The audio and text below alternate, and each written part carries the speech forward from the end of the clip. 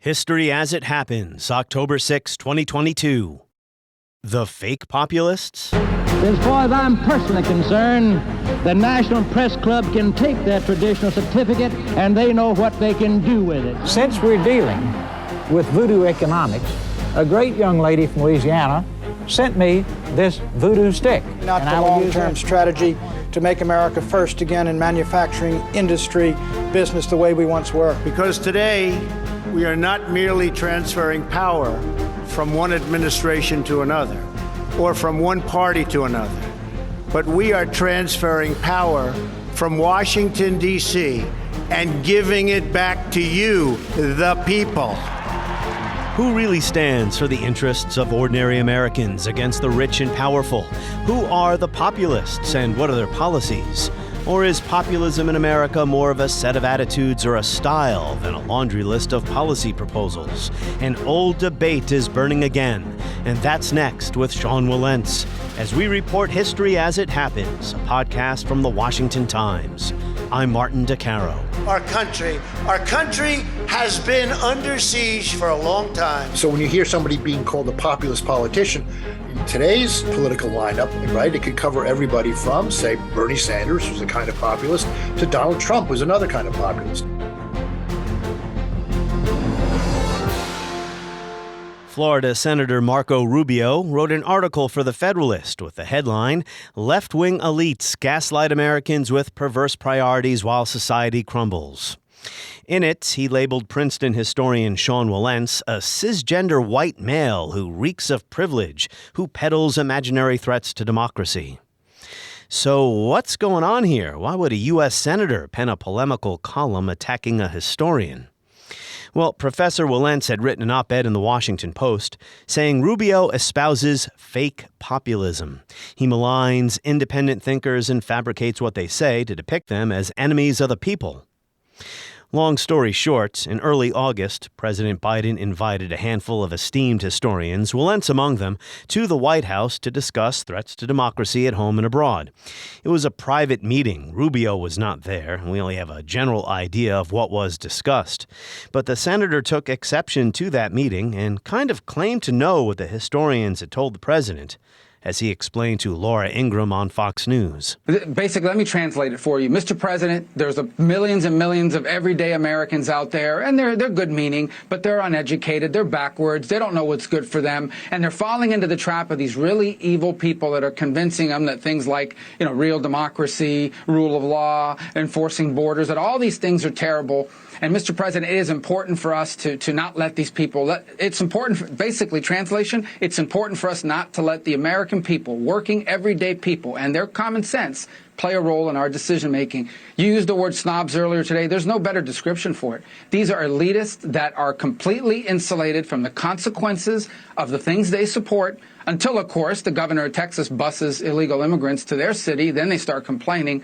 And until, of course, crime goes out of control because their prosecutors won't put people away, then they care. But only because it impacts them. So this is at the core of what we're having. The biggest division in American politics today is not Republican and Democrat.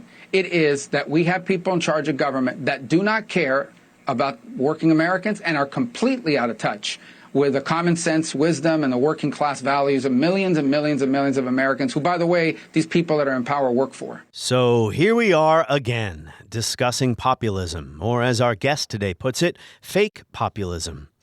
Not the original American populism, a social movement with specific policy goals made up of small farmers and others of modest means who wanted to break up railroad monopolies and shorten the workday, among other things. That was in the 19th century. Today, to be a populist means something else on the left and the right. It's become a catch-all term, and every time I think I have a good grasp of what it means, it kind of slips away again. Now, as you know from listening to the podcast, Sean Wilentz is my favorite American historian. So I guess I am biased here, but that is because his work is essential to understanding our past. He is the author of The Rise of American Democracy and No Property in Man, among many books, all of which I've read, except for the one about Bob Dylan, as I often remind him. Sean Wilentz, welcome back to the podcast. Great to be here, Martin. Well, it's always good to have my favorite historian back on the show, but The reason I invited you back this time was to talk about your vacation to Italy over the summer. It's fantastic. Well, actually, that's what I would prefer to talk to you about. Alas, we got to talk about serious stuff here, the fate of American democracy. Right. So let's begin with the meeting. You and a small number of historians were invited to the White House to talk to President Biden. It was a private meeting, so you really can't tell us what went on there, right? Well, I can't. There was a piece in the Washington Post, I don't know, several days later, and that characterizes what we talked about as well as anything else. But yeah, no, it was off the record, not to go into any details. But it's there. I mean, we talked about what it says in the piece, and we talked about democracy, American democracy, the state of American democracy, things like that. Biden not the first president to do this. Have historians in. Have historians in? No, I mean, gosh, there have been historians in going back to, I don't know, Ronald Reagan had an historian in the White House, although he later regretted it in some ways. You know, I mean, Kennedy had an historian on his staff in the form of Arthur Schlesinger Jr. And, you know, Barack Obama had historians in. So there's nothing unusual about it. Congrats on being one of the few. I wish I could have. Yeah, I wish I could have been there, but I don't quite have the credentials. No, well, that okay. Post article did mention that you were quoted in The Hill, which is a very D.C.-focused publication for those who don't know. You said to The Hill, "We're on the verge of what Hamilton in The Federalist called government by brute force." What did you mean? Early on in The Federalist, Hamilton is talking about really the overall idea of what the revolution was about, which is not simply to declare its independence of the monarchy of Britain, but to establish a new kind of republic, a new government, a new order of the ages, if you will. In doing that, what they were trying to do was to get away from government by sheer force, government by the force of arms, government by the force of heredity. They wanted to open that up and have a government that's based less on superstition, less on fear, less on entitlement than any of the world had seen before. So that's what Hamilton is talking about. And as I recall that interview, what I was saying was that certainly after January 6th, 2021, but also things afterwards, it seems as if America is on the verge of teetering into a kind of government by force. There was an article in the New York Times a couple of days ago about Senator Susan Collins. A window was broken at her home, and the gist of the article was, we're teetering on the verge of violence against members of Congress here. Well, there's been violence. I mean, you know, Gabby Gifford was shot and Steve Scalise was shot. So this may be the beginning of something really, really terrible. Given the number of threats that have been delivered to elected officials, the rise in those threats, it's really very worrisome. The rhetoric is out there not just in the news, but online and so forth. It's so violent that it won't take much to convince a few crazy people to go out and do something about it. And it only takes a few. It only does take a few. So populism in the news a lot lately, as is fascism, at least those words are, among other political concepts. And one reason my podcast exists is to discuss these terms and how to apply them to current events. And in order to have these conversations, it is useful to start with some definitions, hopefully not get bogged down in them. So how does Sean Wilentz define populism in an American context? In the American context, when I think of populism, I think of something very specific, which is the emergence of the People's Party, what was called the People's Party in the 1890s, based on a social movement, really, of sharecroppers, small farmers rising up against what they saw as oppressive railroads and bankers and other forces of opulence to try and use the government, in fact, to better their own interests. That's populism as far as I'm concerned. It's very much a movement from below directed against economic elites. It's since been, what should we say, the definition has been stretched to cover all kinds of things, including things that I think of as not so much as populism, but as a kind of fake populism. And one ought to distinguish between the two. When I hear, for example, of white supremacist movements being referred to as populist, to me, as an historian, I bridle at it only because I know what populism was, and that ain't populism. It's a kind of fake populism, which we can talk about as well, but it's not the real thing. History.com defines populism as a style of politics used to mobilize mass movements against ruling powers. Populists claim to speak for ordinary people, taking an us versus them stance. It uses the term or the word style rather than a political ideology. Is populism an ideology? I don't know that it's an ideology. It's a political force based on social conditions.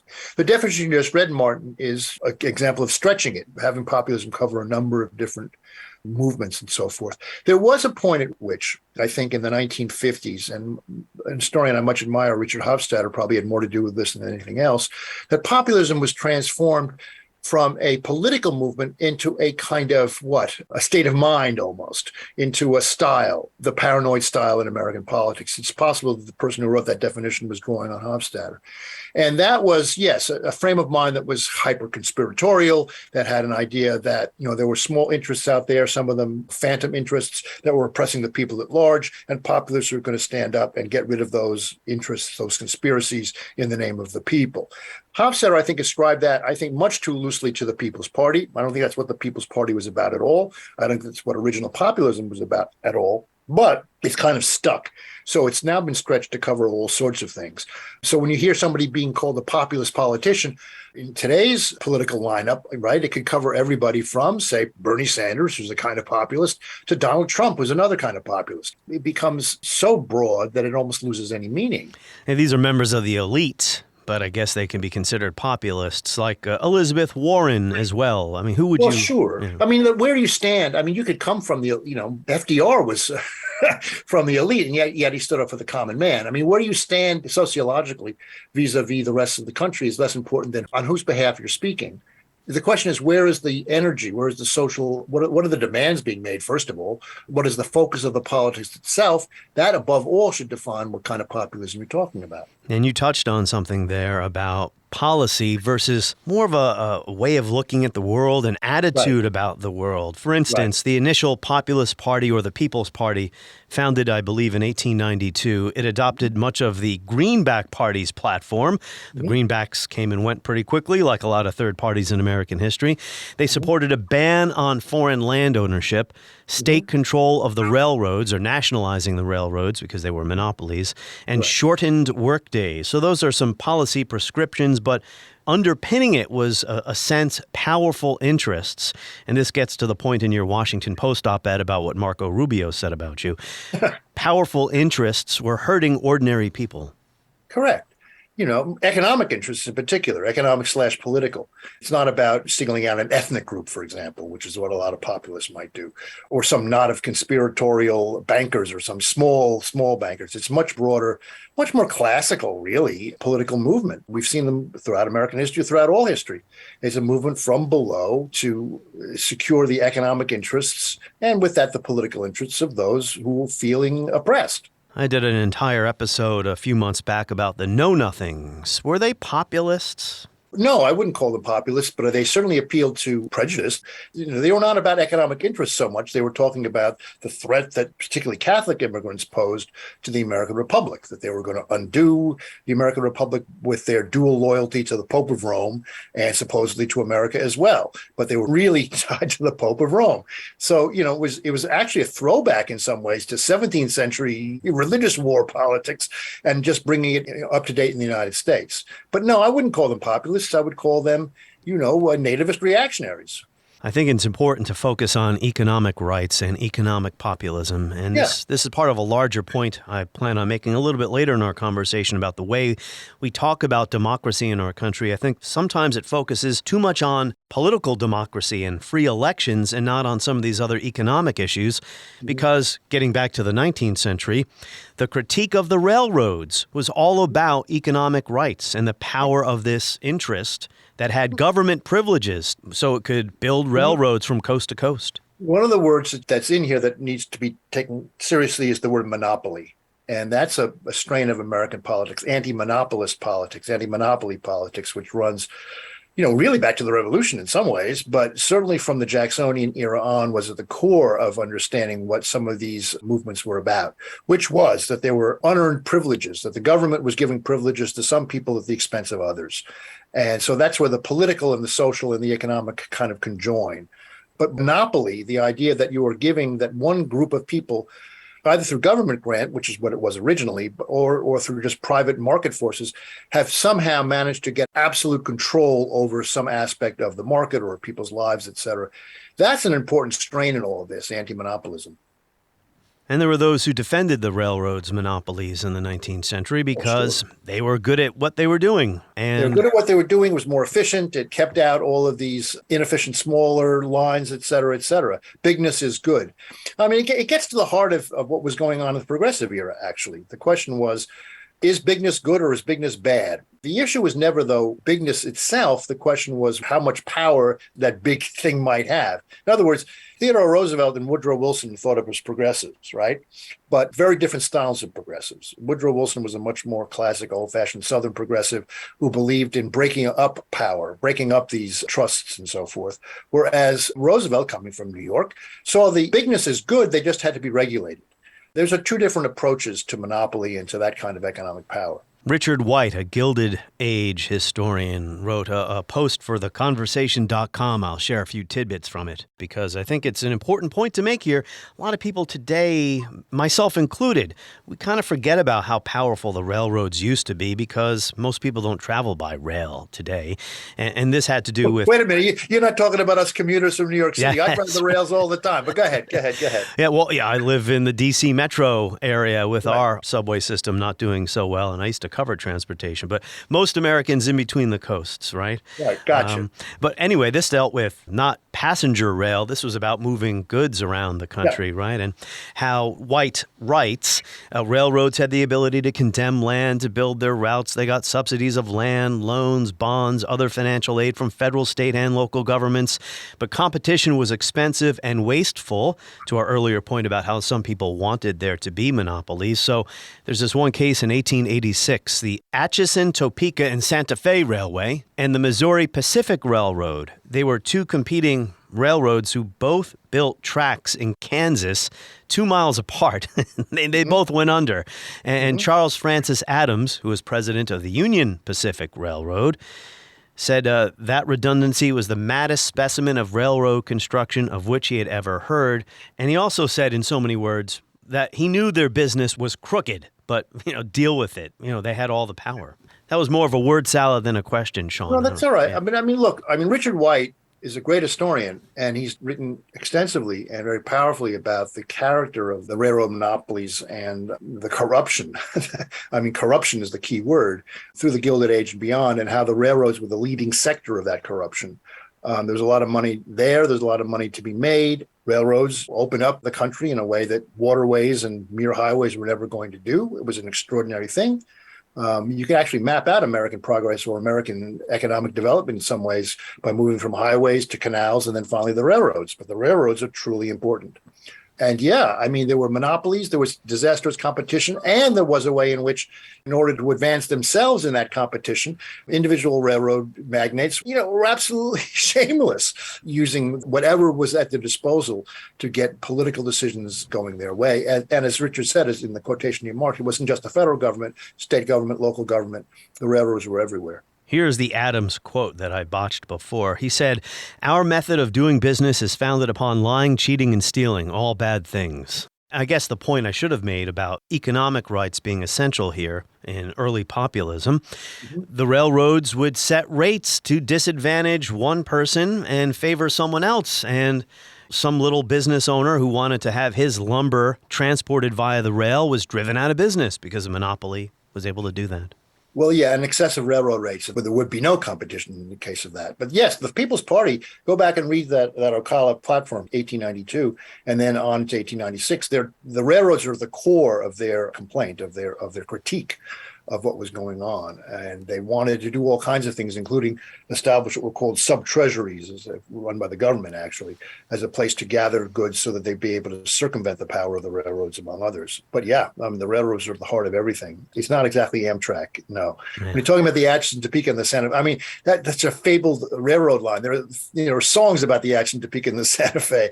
It just shows how central the railroads were to American life in the 19th century. We're working our way to present day here, but a note about some economic populists in the 20th century. We can compare them to today's populists, or the people who you refer to as fake populists on the right, who are more about demonizing others than maybe standing up for ordinary people. Huey Long Yeah. governor of Well, Huey Louisiana. Long was an interesting character because he came out of the Democratic Party in Louisiana, but he had his own political machine and his own political world. And it was a world that's, full of ambiguities or contradictions or paradoxes. You can go to Louisiana today, certainly New Orleans, and see, some of the benefits of what Huey Long brought to people. Huey Long had the idea of every man a king, that the government ought to be there to make everybody wealthy, everybody happy. And he did a lot in terms of providing public works and so forth.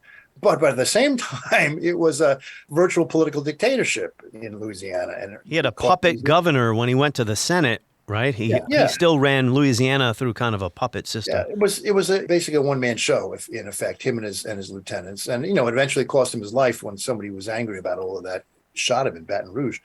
But that's using, and in some ways, he actually fulfilling some of the public demands for social services and so forth, but using it not towards the end of expanding democracy, but towards narrowing that and building a political machine. The elements here can be recombined and distorted and merged in all kinds of ways. So you're going to find a Huey Long, you're going to find at the same time a guy like Charles Coughlin, who's a kind of, false populist, fake populist, who's an anti-Semite Catholic priest at exactly the same time, whipping up all kinds of things.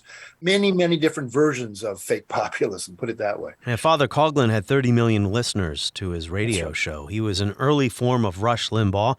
And I know some Rush Limbaugh fans who might be listening to this are saying, are you accusing Rush Limbaugh of being an anti-Semite? No, that's not the comparison, although Rush Limbaugh certainly pushed the envelope when it came. Well, some of them would be accusing you of trying to say that Rush Limbaugh was a Roman Catholic, too, which would also be a problem. That's another story.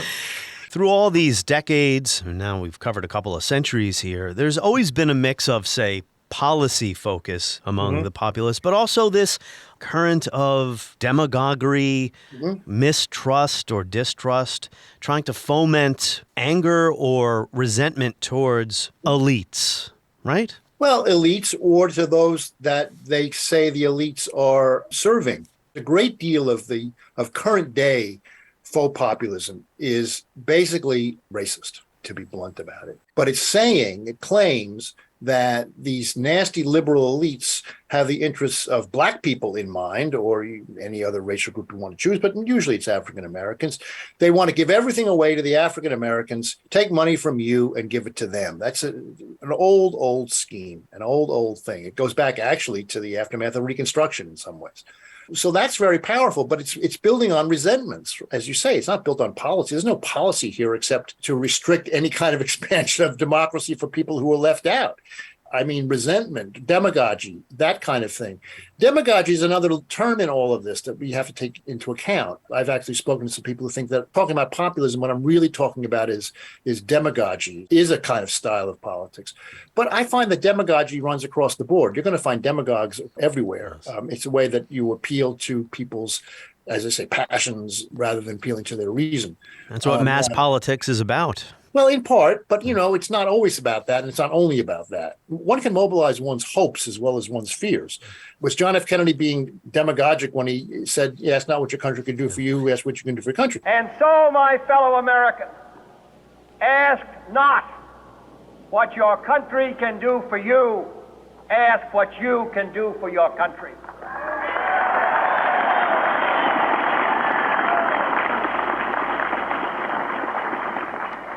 My fellow citizens of the world, ask not what America will do for you, but what together we can do for the freedom of man. That is an appeal to the populace, but it's not demagogic in the same way that we're talking about. I want to return to the resentment directed at academics, experts, journalists, bureaucrats, scientists in a bit. But I wanted to mention George Wallace.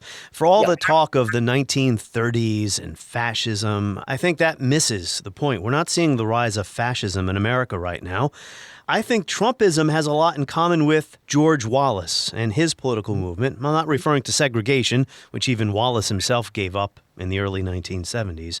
But that type of demagoguery on the right, a right-wing populist. Right. No, he's a classic. I mean, he comes out of a long line of Southern demagogues. On the fascism point, I mean, there are those who say, and I've heard this persuasively, that in fact, America did have a kind of fascism. It was called Jim Crow. And, if you were black, you were living under a system of systematic racial oppression that was absolutely normal. That was the basis running everything. It wasn't Hitler. There weren't extermination camps. But, it was pretty damn bad. And it was based on a racial order. Now, whether you want to call that fascism or not, I'll leave it up to you. You don't have to be Hitler to be nasty, is what I'm saying. No, and I've thought about the Jim Crow comparison, too, in all this talk of fascism. But today, not sure about whether Republicans... No, today's different. Yeah. I mean, things have changed. I mean, look, but George Wallace was the last of the great segregationist politicians. And he learned that it played well in the North as well as in the South. So he became a national figure right at the time the Civil Rights Movement was making his great breakthroughs with the Voting Rights Act and so forth, on to the third of the great acts in 1968, the Open Housing Act. He was playing on all the people's resentments, fears, et cetera, starting off in Alabama, standing up for segregation, but then kind of nationalizing it. Pitted not directly against black people so much, although it was certainly there. It was more pointed at, yes, you say, pointed-headed intellectuals, pseudo intellectuals, as I think he used to call them, people like me, who he linked with the outside agitators that were undoing the good, stable Jim Crow South. It gave him someone to blame, to point to get people angry at. And no one easier to get angry at than narrow-backed history professors. I mean, we all look like we're, people think that we don't do really work for a living, et cetera, et cetera. It's very easy to do that. And Wallace did. Now, it's not just college professors. It's very much the idea of the federal bureaucrat, what we now call the deep state. Right. That is very much, an enemy. The government is our enemy. Millions of Americans view our own government as the enemy right now. Well, and we have Ronald Reagan in part to thank for that because of his, famous remark, which has actually been slightly misconstrued in the 1981 first inaugural. In this present crisis, government is not the solution to our problem. Government is the problem.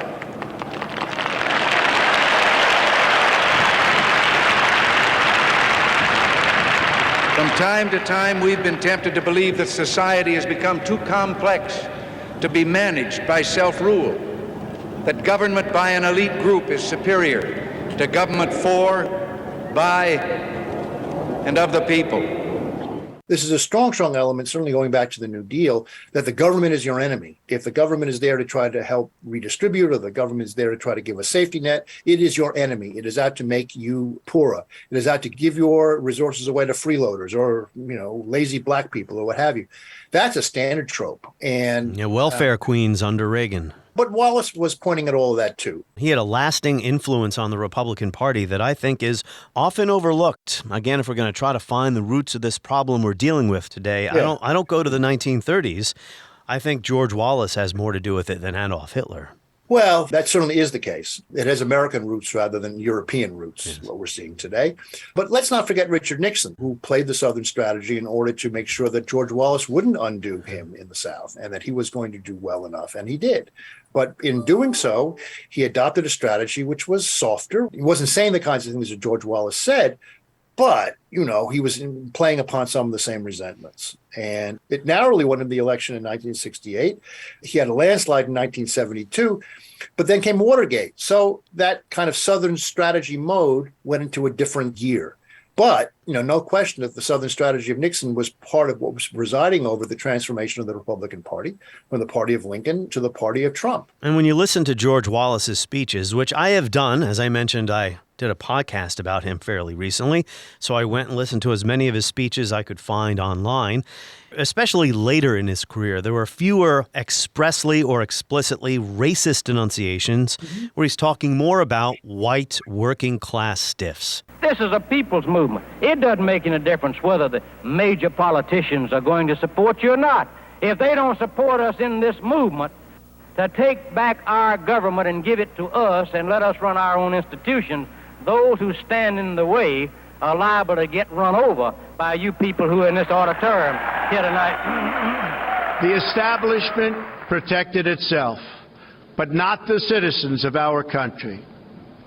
Their victories have not been your victories. And while they celebrated in our nation's capital, there was little to celebrate for struggling families all across our land. And that's where I see the comparison to Trumpism. Absolutely. I mean, don't forget, Wallace actually began not as a segregationist. And one of the reasons he became a super segregationist was that he lost an election. And he said, I'll never be out N-worded again. But he began as a much more classical Southern populist type, then realized if you're going to succeed, you have to go this route. But then, as you say, Martin, later on in his career, having nationalized segregationist politics, having appealed to the voters of Michigan, the industrial Midwest in particular, the declining industrial Midwest, although its decline was not as precipitous as it was to become, he understood that there was a class aspect to all of this, that there were class issues that neither the Republicans nor the Democrats were dealing with, and that he was going to seize upon those resentments and those fears in order to make his way. And the Republican Party has certainly managed to do that. That's the change. Whereas Wallace was a third-party candidate who did okay in one or two elections. He won a couple of states. This type of thinking has gone mainstream. Now, I'm not calling the Republican Party today segregationist. The populist aspect of this. Yeah, exactly. Yeah. Well, it's very Nixonian. It's very Wallace-like. But Reaganism really is the source of a lot of this. Now, it's become a lot more radical than it was under Ronald Reagan, right? Yes. I mean, we have illiberal populism now. Illiberal populism. Well, it's an assault on the government, as assault on the Constitution. This is something that I imagine would have appalled Ronald Reagan. So Marco Rubio told Fox News in an interview that the historians who met President Biden, you were among them, are what? A bunch of elite snobs who have no common sense. We're telling the president not to listen to ordinary Americans, but to take this, elite advice. These are elitists that are completely insulated from the consequences of the things they support. That's what you called fake populism or fakery. Whether it's fake or not, it's always been part of the equation here. I think that's what we've been getting at. This kind of resentment toward elites. Yeah, absolutely. That's the pointy-headed intellectuals again, who are in bed with the deep state and so forth. I took exception to Senator Rubio's remarks because he I could tell. I read your op-ed. You didn't seem pleased. To me. He made it personal. I'm sorry. Yeah. The piece referred to me as a white cisgender male who reeks of privilege. Really? White cisgender male. I'm proudly white cisgender male, not the exclusion of everyone else. It's just who I am. It's nothing more than that.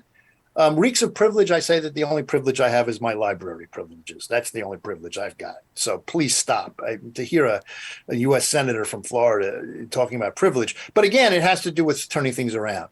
Privilege, elites are no longer the people who actually run things. The elites are the bureaucrats. The elites are the professors. The elites are all of the, sniveling, supposedly privileged people that you don't like. Now, there's an element that makes sense of all in all of this. They're angry at the media. They're angry at some very rich people, but it's not based on their economic power, right? It's based more on their ability to screw over the ordinary American. That's their basic argument. I'll say this. Senator Rubio, no disrespect toward him, he should read your books rather than launch silly critiques at you. Well, I'm not sure who wrote. I don't think that Senator Rubio would have called me a white cisgender male. I just somehow, I don't think it's in his vocabulary. I think that very young staffer was writing that piece, who probably doesn't read much history anyway, for all I know. Who knows? But where history belongs in the current has gone in the current political situation is beyond me. Yeah, on both sides of the spectrum. I'm trying to do my part to rectify that. But I think what the senator was saying, I think it comes, again, not from the 1930s or even what's going on in Europe today, but the 1990s. And you've written a lot about this, Sean, in our own country. Rush Limbaugh, the rise of right-wing radio. Now we have cable news. The idea that academics, scientists, journalists, experts are not just wrong, but they're eroding the foundations of our country, and unions, labor unions as well. Talking about economic rights in our country continues to be a big problem. Well, we don't have labor unions like we used to, but unions are also, in this worldview, unions are seen as part of the problem. Correct. Evil. Not just eroding, but they're evil. And when you get down, by the time you get to Pizzagate, you're talking about pedophilic. It's ridiculous. So that's part of the radicalization we're talking about. But yes, something very important, as you say, Martin, happened in the 90s. The reasons for it are complicated. In part, it has to do with the media, in terms of Rush Limbaugh. It had to do with the elimination of the fairness doctrine under Reagan. It had to do with the rise of institutions like Fox News, which grew out of that elimination of fairness doctrine in part. A lot of money was put into these right-wing radio networks, so that was part of it. The radicalization of the Republican Party under Gingrich, really. I mean, after George H.W. Scorched earth politics. My colleague Julian Zelizer has written an excellent book about all of this, going back into the 80s, actually, even before George H.W. Bush's defeat in 1992. But certainly after that, there was a feeling that the old Republican establishment had let the party down. We had to get back to what they thought of as Ronald Reaganism, but in fact, it was much more radical than that. It was going to be doing something going well beyond anything that Reagan would have done. These are people more like Pat Buchanan, in fact, than anyone. If there's a figure I would point to as the ideological and political godfather of the current Republican Party, it wouldn't even be George Wallace, it would be Pat Buchanan. And this is not the party of Reagan anymore. Reagan had a pragmatic strain. This is not Reagan's party. Yeah, no, I mean, and Buchanan was a Reaganite. Don't get me wrong. I mean, it's not as if, this stuff wasn't there in Reaganism. He was there under Nixon, too. It was part of the Nixon White House. But Buchanan represented a certain strain, a recessive strain, if you will, within that kind of hardline conservatism of the 1980s. And that recessive part of it just took over. Ideologically, et cetera, et cetera. I mean, I'm surprised Pat Buchanan didn't sue Donald Trump in 2016 for stealing all his best lines. Where 20,000 liberals and radicals came dressed up as moderates and centrists in the greatest single exhibition of cross-dressing in American political history. And maybe his foreign policy, too. Well, exactly. Yeah. So a couple more points, Sean Wilentz. I made an earlier reference to how democracy, sometimes in our current debate, we think of it too much or only as political issue, free and fair elections. That, of course, is critical. But there are many pillars to liberal democracy: tolerance of difference and nonconformity, free speech, academic and artistic freedom, freedom of association, an economic system that doesn't place too much power at the top. Well, we have failed there, I suppose. I recently interviewed Roger Griffin of Oxford about Italy's politics and what's going on in Europe with right-wing populism. He is pessimistic now. He believes that in many countries, if not a majority, there are large numbers of voters who don't want to live in that kind of liberal democratic society. They still want elections. They don't want to get rid of elections, but they want a more closed, illiberal society. Are you also pessimistic about what's happening now? No. I'm not pessimistic. I think that there's a lot of confusion. There's a lot of political confusion. Look, what's happening in the United States, I'll just stick with what I know, is very, very dangerous right now. We're at a political crossroads in many ways. And the elections this coming November will shape what's going to be happening. But I don't want to in any ways minimize the degree to which American democracy, not just in its in the terms that you're talking about it, but in its most strictly structural matter, in both ways, American democracy is under assault. No, I mean, I don't want to minimize the danger of all of that. But I don't think that most Americans want to live in an authoritarian state. The thing that's so funny about what's been going on really since Reagan is they've convinced a lot of people that we're the liberals or the authoritarians. And they're not. Well, in fact, when you see authoritarianism up front, up close, I don't think Americans are in the same place that the Europeans were or are. There's very different political culture. But that is not to say that we're not in a dangerous situation. We are in a dangerous situation, and we ought to heed it. And maybe I'm just being, fecklessly or foolishly patriotic or what have you. But I do think we're going to get through this. And I don't think that this is going to last forever. I'm not even sure that Trump will be the nominee in 2024. And if he's not the nominee, then the whole picture looks very, very different. That's right. One of our very first conversations on this podcast way back in early 2021 was what happens to Trumpism after Trump. These types of fevers do come and go through American history. Is President Biden an effective messenger here? I mean, he's made this soul of America part of his presidency, right, from when he was a candidate. He held that speech, or he gave the speech at Independence Hall about the MAGA Republicans. And a lot of people were offended by that, basically saying you're accusing 60 million people of being borderline fascists.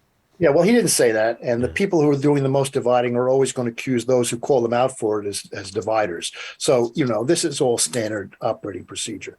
I think that you ask about the president as a messenger. The president's strongest message comes from what he does, actually.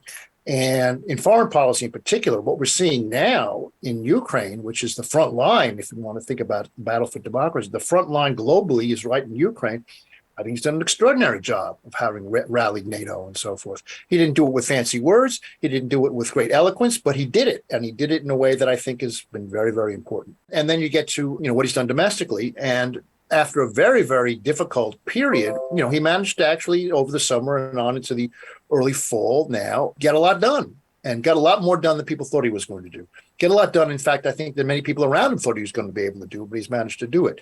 So the president is not a man of, he's not a man who stands on his eloquence in speech making, although he's given some very strong speeches, I think, a couple in particular, the one in Philadelphia and then the one he gave in Warsaw, actually.